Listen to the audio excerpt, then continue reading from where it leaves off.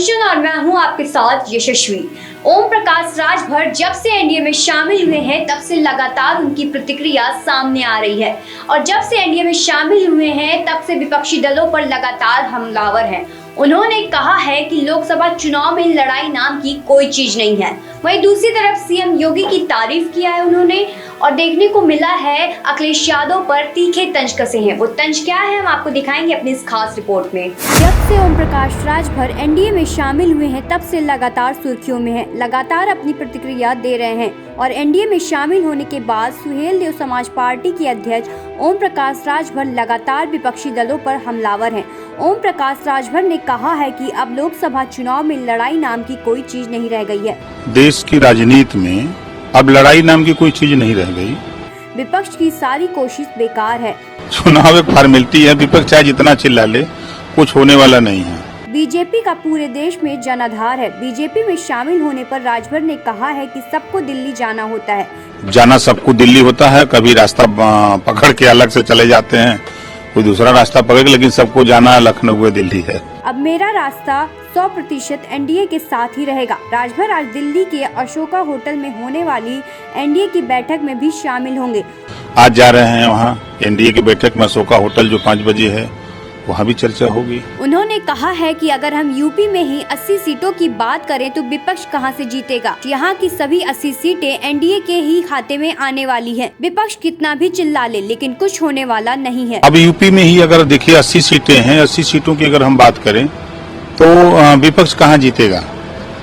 80 की 80 सीटें एनडीए के खाते में। अब एक तो हम तो समझते हैं कि चुनाव एक फॉर्मेलिटी रह गई है।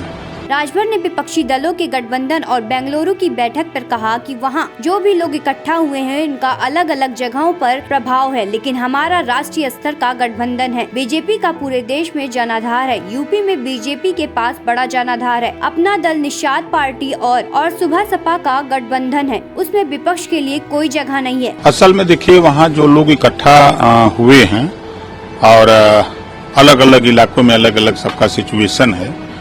अब यहाँ जो गठबंधन है वो राष्ट्रीय स्तर पे गठबंधन है। भारतीय जनता पार्टी पूरे देश में उसका जनाधार है जो गठबंधन है। अगर यूपी की बात हम करें तो यूपी में एक बड़ा जनाधार अपना दल, निषाद पार्टी, सुहेलदेव भारतीय समाज पार्टी और भारतीय जनता पार्टी। अब एक बड़ा गठबंधन अब कहाँ बचता है यहाँ।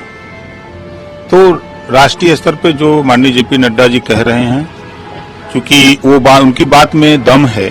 ओम प्रकाश राजभर ने इस दौरान सीएम योगी की तारीफ में भी जमकर कसीदे कसे और कहा कि यूपी में सीएम योगी की सरकार ने जिस तरह से केंद्रीय और राज्य की योजनाओं को लेकर काम किया है, उन्हें धरातल तक पहुंचाया है, वो आज तक आजादी के बाद किसी सरकार ने नहीं किया।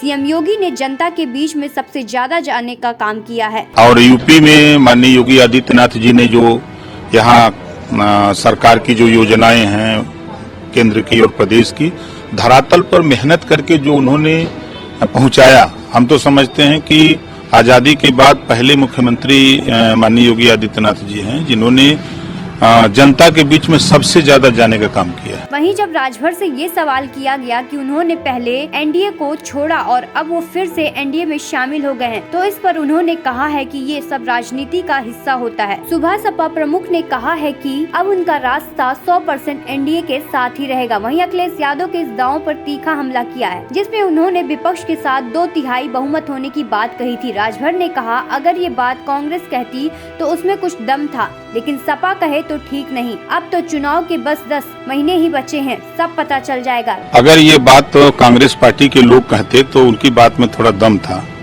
जिस पार्टी का अकेले सिर्फ यूपी में जनाधार हो और 2/3 की बात कर रहे हैं और 400 सीट जीतने का दावा करते थे, मैं भी साथ में था और जब मैं साथ नहीं था तो 2/3 जनता ने साथ दिया तो 47 सीट जीते थे। अब 2/3 जनता ने इतना बहुमत दे दिया कि ओम प्रकाश राजभर साथ आ गए तो 125 पर पहुंचा दिए।